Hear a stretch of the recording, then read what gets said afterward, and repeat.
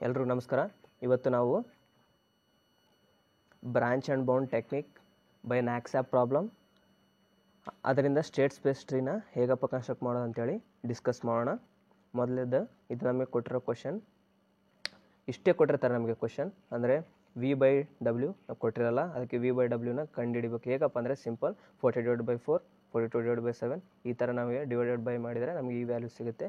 Next step 1 ಬಂದುಬಿಟ್ಟು ಇದು step 1.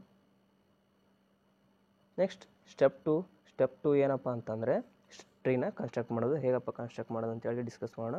ಮೊದಲೇದಾಗಿ ಇನಿಷಿಯಲ್ ಒಂದು ಐಟಮ್, ಇಲ್ಲಿ ನಮಗೆ ಐಟಮ್ 1 2 3 4 ಕೊಟ್ಟಿದ್ದಾರೆ. ಇನಿಷಿಯಲ್ ಯಾವಾಗಲೂ ಓದ್ ವಿಡಿಯೋದಲ್ಲಿ ಹೇಳಿದಾಗ ಇನಿಷಿಯಲ್ ಯಾವಾಗಲೂ ನಾವು 0 ವ್ಯಾಲ್ಯೂನ ಕನ್ಸಿಡರ್ ಮಾಡಬೇಕು. ಅದಕ್ಕೆ ವೇಟ್ ವ್ಯಾಲ್ಯೂ ಹಾಗೆ ವ್ಯಾಲ್ಯೂನ 0 ಅಂತ ಕನ್ಸಿಡರ್ ಮಾಡಿದ್ವಿ. ಕನ್ಸಿಡರ್ ಮಾಡಿದ್ರೆ ಏನು ಬರುತ್ತಪ್ಪ, ಈ ಫಾರ್ಮುಲಾ ಇದೆ ಗೊತ್ತಲ್ಲ ನಿಮಗೆ. ಈ ಫಾರ್ಮುಲಾದಲ್ಲಿ ಈ ವ್ಯಾಲ್ಯೂಸ್ W ಮತ್ತು V ವ್ಯಾಲ್ಯೂಸ್ನ ಸಬ್ಸ್ಟಿಟ್ಯೂಟ್ ಮಾಡಬೇಕು. M ವ್ಯಾಲ್ಯೂ ಕೆಪಾಸಿಟಿ 10 ಕೊಟ್ಟಿದ್ದಾರೆ. ಅದೇ ಓದ್ ಸಲ ಡಿಸ್ಕಸ್ ಮಾಡಿದಾಗ ಅದೇ ಪ್ರಾಬ್ಲಮ್, ಏನು ಚೇಂಜಸ್ ಇಲ್ಲ. ಅದೇ ಪ್ರಾಬ್ಲಮ್ ಮೇಲೆ ಹೇಗಪ್ಪ ಕನ್ಸ್ಟ್ರಕ್ಟ್ ಮಾಡೋದು ಅಂತೇಳಿ ಡಿಸ್ಕಸ್ ಮಾಡ್ತಾಯಿದ್ವಿ. ಸೊ ವ್ಯಾಲ್ಯೂ 0 ಸಿಕ್ಕಿದೆ. ಈಗ 10 ಇದೆ ಕೆಪಾಸಿಟಿ ವ್ಯಾಲ್ಯೂ, 10 - 0 ಆಗುತ್ತೆ ಇಂಟು V(i+1) ಅಂದರೆ 0 + 1 ಏನಾಗುತ್ತೆ 1 ಆಗುತ್ತೆ. ಅದರ ವ್ಯಾಲ್ಯೂ ಏನಿದೆ 40 ಇದೆ. ಡಿವೈಡೆಡ್ ಬೈ 4 ಏನಾಗುತ್ತೆ 10 ಆಗುತ್ತೆ. ಸೊ 10 × 10 100 ಮಾಡಿದ್ವಿ. ಇದೇ ಥರ ಎಲ್ಲನೂ ಮಾಡಬೇಕು. ನೆಕ್ಸ್ಟ್ ನಂತರ ಐಟಮ್ 1ನ ಕನ್ಸಿಡರ್ ಮಾಡಬೇಕು. ಅದರಲ್ಲಿ W ವ್ಯಾಲ್ಯೂ ಮತ್ತು V ವ್ಯಾಲ್ಯೂನ ಬರ್ಕೊಳ್ಳಿ. W ವ್ಯಾಲ್ಯೂ ಏನಿದೆ 4 ಇದೆ, 40 ಇದೆ. 4 ಮತ್ತು 40 ಬರ್ಕೊಳ್ರಿ. ಅಪ್ಪರ್ ಬೌಂಡ್ ಹೇಗೆ ಕಂಡುಹಿಡಿಯೋದು ಅಂತೇಳಿ ಈ ಫಾರ್ಮುಲಾ ಪ್ರಕಾರ ಕಂಡುಹಿಡಿಯೋಣ. M - W ಮಾಡಬೇಕು. 10 - 4 = 6 ಬರುತ್ತೆ. ಅಪ್ಪರ್ ಬೌಂಡ್ ಕನ್ಸಿಡರ್ ಮಾಡೋಣ. V(i+1) ಏನಾಗುತ್ತೆ 1 + ಏನಾಗುತ್ತೆ 2 ಆಗುತ್ತೆ. ಸೊ V(2) ಏನಿದೆ V(2) 42 ಇದೆ. W(2) ಏನಿದೆ 7 ಇದೆ. 42 ಡಿವೈಡೆಡ್ ಬೈ 7 ಮಾಡಿದರೆ ನಮಗೆ 6 ಸಿಗುತ್ತೆ. 42 ಡಿವೈಡ್ ಬೈ 7 ಮಾಡಿದ್ರೆ 6 ಸಿಗುತ್ತೆ. ಸೊ 6 × 6 36 ಪ್ಲಸ್ 40 ಏನಾಗುತ್ತೆ 76 ಆಗುತ್ತೆ. ಈ ಥರ ಮಾಡಬೇಕು. ಸೇಮ್ ಅದೇ ಥರ ಇದು ವಿತ್ ಐಟಮ್. ಓದೋ ವಿಡಿಯೋದಲ್ಲಿ ಅದೇ 2 ಟೈಪ್ಸ್ ತಗೋಬೇಕು, ವಿತ್ ಐಟಮ್ ಹಾಗೆ ವಿತೌಟ್ ಐಟಮ್ ವ್ಯಾಲ್ಯೂಸ್ನ. ವಿತ್ ಐಟಮ್ ತಗೊಂಡ್ರೆ ಟೇಬಲ್ ಇರೋ ವ್ಯಾಲ್ಯೂಸ್ನ ಕನ್ಸಿಡರ್ ಮಾಡಬೇಕು. ವಿತೌಟ್ ತಗೊಂಡ್ರೆ ವ್ಯಾಲ್ಯೂಸ್ನ ಏನು ಕನ್ಸಿಡರೇ ಮಾಡಬಾರ್ದು. ಸೊ ವ್ಯಾಲ್ಯೂನ 0 0 ಅಂತ ತಗೊಂಡ್ವಿ. M - W ಮಾಡಿದ್ರೆ 10 ಕೆಪಾಸಿಟಿ -0 ಬಂದರೆ 10 ಬರುತ್ತೆ. ಅಪ್ಪರ್ ಬೌಂಡ್ ಈ ಫಾರ್ಮುಲಾ ಯೂಸ್ ಮಾಡಿ ಅಪ್ಲೈ ಮಾಡಬೇಕು. ಅದೇ ಹೇಳಿದೆಲ್ಲ 1 + 1 ಏನಾಗುತ್ತೆ 2. V(2) ಏನಿದೆ 42. W(2) ಏನಿದೆ 7 ಇದೆ. 42 ಡಿವೈಡ್ ಬೈ 7 ಏನಾಗುತ್ತೆ 6 ಆಗುತ್ತೆ. ಸೊ ನಮಗೆ ಈ ಕ್ಯಾಲ್ಕುಲೇಟ್ ಮಾಡೋದ್ರಿಂದ 60 ಬರುತ್ತೆ ಆನ್ಸರ್. ನೆಕ್ಸ್ಟ್ ಇದರಲ್ಲಿ ದೊಡ್ಡದು ಯಾವುದಪ್ಪ ಅಂತಂದರೆ 76. ಇದು ಒಂಥರ ಬೈನರಿ, ಅಂದರೆ 1 ನೋಡ್ ಹ್ಯಾವಿಂಗ್ 2 ಸಬ್ ಟ್ರೀಸ್. ಇದು ಅದೇ ಥರ ನಾವು ಈಗ ಕನ್ಸ್ಟ್ರಕ್ಟ್ ಮಾಡಬೇಕು. ಸೊ ಇದರಲ್ಲಿ ಯಾವುದು ದೊಡ್ಡದಿದೆ ಈ ವ್ಯಾಲ್ಯೂ, ಅಂದರೆ ಈ ಸಬ್ ಟ್ರೀಗೆ ನಾವು 2 ನೋಡ್ಸ್ನ ಕ್ರಿಯೇಟ್ ಮಾಡೋಣ, ಅಂದರೆ ಸಬ್ ಟ್ರೀಸ್ನ. ಈಗ ನೆಕ್ಸ್ಟ್ ಈಗ ನಮಗೆ ವಿತ್ 1 ವಿತೌಟ್ 1 ಕಂಡುಹಿಡಿದ್ವಿ. ವಿತ್ 2 ವಿತೌಟ್ 2 ಕಂಡುಹಿಡಿಯೋಣ. ಐಟಮ್ 2ನಲ್ಲಿ W ವ್ಯಾಲ್ಯೂ ಏನಿದೆ 7 ಇದೆ. ಇದು 11 ಹೇಗೆ ಬಂತಪ್ಪ ಅಂತಂದರೆ ಪ್ರೀವಿಯಸ್ ವ್ಯಾಲ್ಯೂ ನಾನು ನಿನಗೆ ಹೇಳಿದಾಗೆ W ವ್ಯಾಲ್ಯೂ ಹೇಗೆ ಕಂಡುಹಿಡಬೇಕಪ್ಪ ಅಂದರೆ previous value plus present value ಮಾಡಬೇಕು. ಆವಾಗ ನಮಗೆ ಈ ವ್ಯಾಲ್ಯೂ ಬರುತ್ತೆ. ಇಲ್ಲಿ ನೋಡಿ 4 ಇದೆ, ಅಂದರೆ ಇಲ್ಲಿ ನೋಡಿ 7. W ವ್ಯಾಲ್ಯೂ ಐಟಮ್ 2 ಸದ್ಯಕ್ಕೆ 7 ಇದೆ. ಪ್ರೀವಿಯಸ್ ವ್ಯಾಲ್ಯೂ ಎಷ್ಟಿತ್ತಪ್ಪ 4 ಇದೆ. ಸೊ 4 + 7 ಏನಾಗುತ್ತೆ 11 ಆಗುತ್ತೆ. So 11 ಬರ್ಕೊಂಡ್ವಿ. V = 42. Previous value V = ಎಷ್ಟಿದೆ, ಮೊದಲು ನಾವು W ಇಲ್ಲಿ ನಮಗೆ 11 ಸಿಕ್ತು. 11 ಏನಾಗುತ್ತೆ ಕೆಪಾಸಿಟಿಗಿನ ದೊಡ್ಡದಾಗುತ್ತೆ, ಅಂದರೆ 11 ಈಸ್ ಗ್ರೇಟರ್ ದೆನ್ 10 ಆಗುತ್ತೆ. So it is not considerable. So it is not feasible ಅಂತ ಬರ್ಕೋತೀವಿ. ಇದೇನು ಕನ್ಸಿಡರ್ ಮಾಡೋದೇ ಬೇಕಾಗಿಲ್ಲ.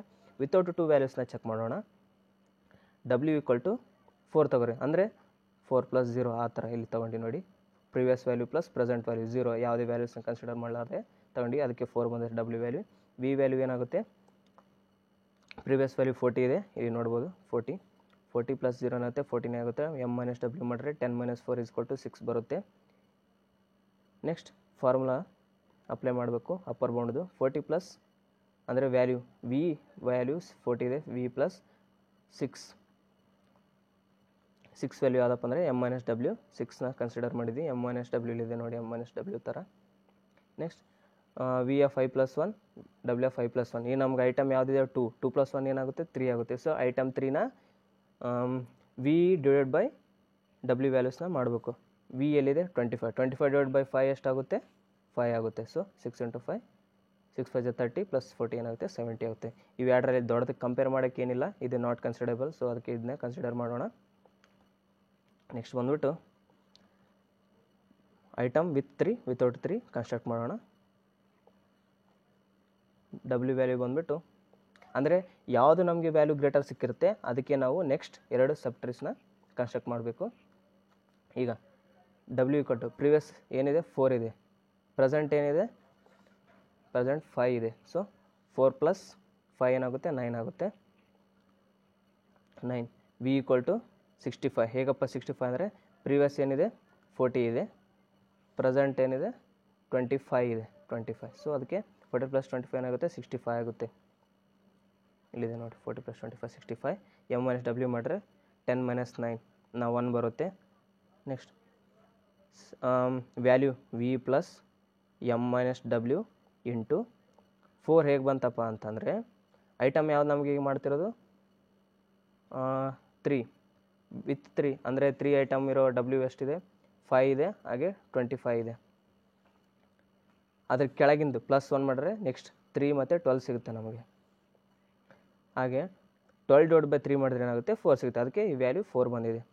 ಸೊ ಅದಕ್ಕೆ ಇವೆಲ್ಲ ಪ್ಲಸ್ ಅಂದರೆ ಕ್ಯಾಲ್ಕುಲೇಷನ್ ಮಾಡಿದರೆ ನಮಗೆ 69 ಸಿಗುತ್ತೆ. ನಂತರ ಅದೇ ರೀತಿ 4 + 0 ವಿತೌಟ್ ವ್ಯಾಲ್ಯೂಸ್ ಮಾಡಿದರೆ ವ್ಯಾಲ್ಯೂ 40 ಸಿಗುತ್ತೆ. ವೇಟಿಂದು ವ್ಯಾಲ್ಯೂದು 40 ಸಿಗುತ್ತೆ. ಎಮ್ ಮೈನಸ್ ಡಬ್ಲ್ಯೂ ಮಾಡಿದ್ರೆ 6 ಸಿಗುತ್ತೆ.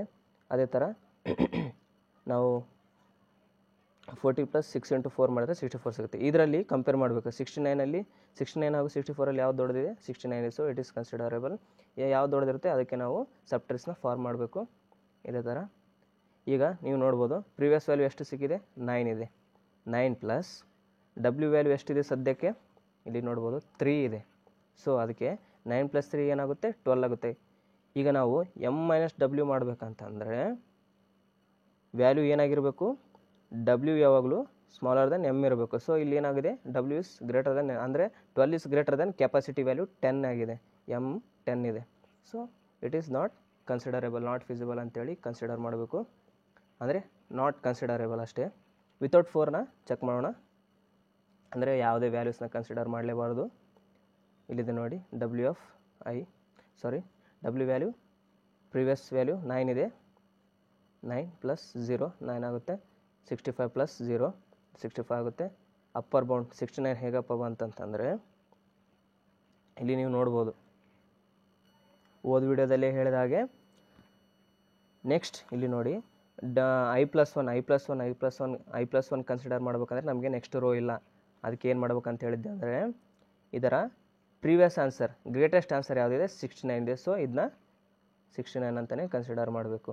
ಸೊ ಇದು ನಮಗೆ ಸಿಕ್ಕಂಥ ಆಪ್ಟಿಮಲ್ ಸೊಲ್ಯೂಷನ್. ಅದರಲ್ಲಿ ಸೊಲ್ಯೂಷನ್ ವೆಕ್ಟರ್ ಹೇಗಪ್ಪ ತೆಗೆಯೋದು ಅಂತಂದರೆ ನಮಗೆ ವಿತ್ ಐಟಮ್ ಸಿಕ್ಕಿರೋ ರಿಸಲ್ಟ್ ಯಾವ್ಯಾವಪ್ಪ ಅಂತಂದರೆ ವಿತ್ ಐಟಮ್ 1 ಸಿಕ್ಕಿದೆ, ಹಾಗೆ ವಿತ್ ಐಟಮ್ 2 ಸಿಕ್ಕಿಲ್ಲ ಅಂದರೆ ನಾಟ್ ಫಿಸಿಬಲ್ ಕನ್ಸಿಡರ್ ಮಾಡಿಲ್ಲ, ಅದಕ್ಕೆ ಇದು ರಾಂಗ್. ನೆಕ್ಸ್ಟ್ ವಿತ್ ಐಟಮ್ 3 ಸಿಕ್ಕಿದೆ. ನೆಕ್ಸ್ಟ್ ವಿತ್ ಐಟಮ್ 4 ಸಿಕ್ಕಿಲ್ಲ. ಇವು ಸಿಕ್ಕಿದೆ ಯಾವ್ಯಾವ ಸಿಕ್ಕಿದೆ ಅಂದರೆ 1 ಮತ್ತು 3 ರಿಸಲ್ಟ್ ಸಿಕ್ಕಿದೆ. ಸೊ ಅದಕ್ಕೆ ಸೊಲ್ಯೂಷನ್ ವೆಕ್ಟರ್ 1 and 3 ಅಂತೇಳಿ ಕನ್ಸಿಡರ್ ಮಾಡ್ತೀವಿ. ಇದಾಗಿತ್ತು ಇವತ್ತಿನ ಸ್ಪೇಸ್ ಟ್ರೀ ಕನ್ಸ್ಟ್ರಕ್ಷನ್ ವಿಡಿಯೋ. ಈ ವಿಡಿಯೋ ನಿಮಗೆ ಇಷ್ಟ ಆಗಿದ್ದಲ್ಲಿ ಲೈಕ್, ಶೇರ್ ಹಾಗೂ ಸಬ್ಸ್ಕ್ರೈಬ್ ಮಾಡಿ, ಕಮೆಂಟ್ ಮಾಡಿ. ಧನ್ಯವಾದಗಳು.